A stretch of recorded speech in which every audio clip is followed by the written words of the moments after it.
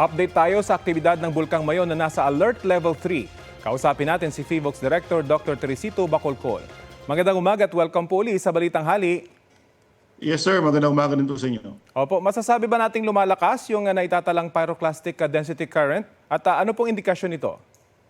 Okay, so sa ngayon hindi pa natin masasabing lumalakas yung PDCs natin, although nakapagtala tayo ng 50 PDCs for the past 24 hours, which is mas mataas to kaysa mga naitala natin previously.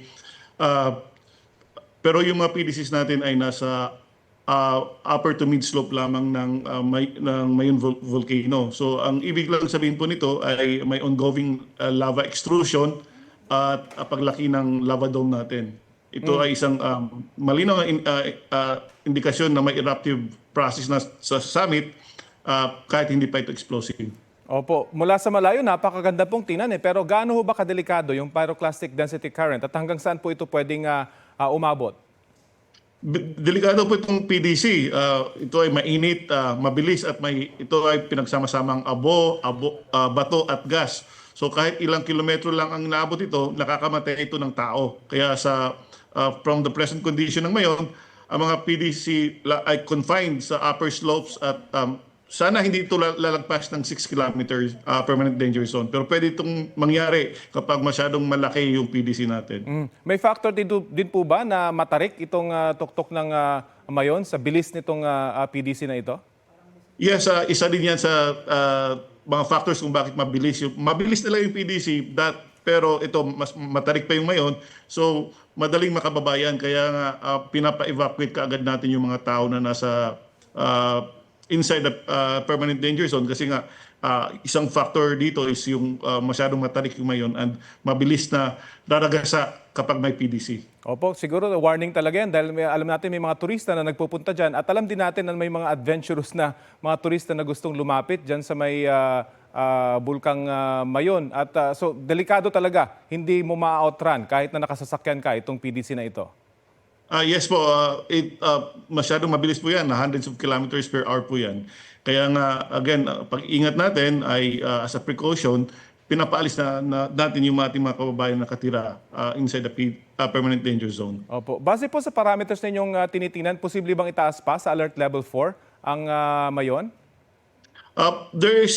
The possibility is always there. Itataas lang natin sa alert level 4 kung makakita tayo ng malinaw at tuloy-tuloy na escalation tulad ng biglang pagtaas ng number of volcanic earthquakes natin. So far, hindi pa naman natin nakikita ngayon. For the past 72 hours, isang volcanic earthquake lamang yung naitala natin. Kapag biglang tataas or yung opposite naman biglang pagbagsak ng sulfur dioxide, isa din yan sa tinitingnan natin.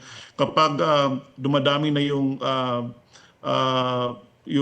PDCs natin, kapag mabilis na yung lava extrusion, at kapag nagkakaroon na ng lava fountaining, yan yung mga tinitingnan natin bago natin itaas yung alert level from alert level 3 to alert level 4. At pag sinabi po natin alert level 4, tama po ba? Eruption in progress na po yun?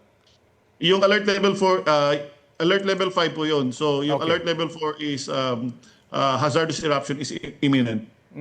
At 5 na po yung ongoing eruption.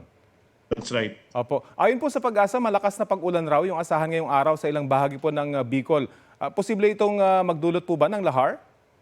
Yes po, possible po. Even kahit walang activity yung Mayon ngayon, may mga bato pa tayong, mga lumang bato na nasa dalisdis ng vulkan. And pwede po itong ma-remobilize as lahar. So kaya kailangan talaga paghandaan ng ating mga kababayan, lalo na yung mga nakatira along riverbanks. Kahit malayo sila doon sa permanent danger zone, pero yung ilog naman kung saan sila malapit nakatira ay nanggaling pa sa dalisdis ng bulkan, pwede pagdaanan pa rin yun ng lahar. Opo.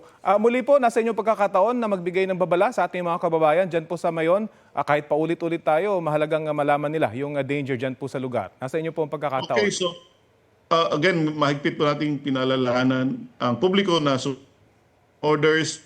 Umiwas po sila sa permanent danger zones at yung mga turista na gustong makita yung Mayon, huwag po silang pumasok inside the permanent danger zone. Okay, maraming salamat po sa oras na ibinahagi niyo po sa Balitang Hali. Maraming salamat din po. Si FIVOX Director Dr. Teresito Bacolcol.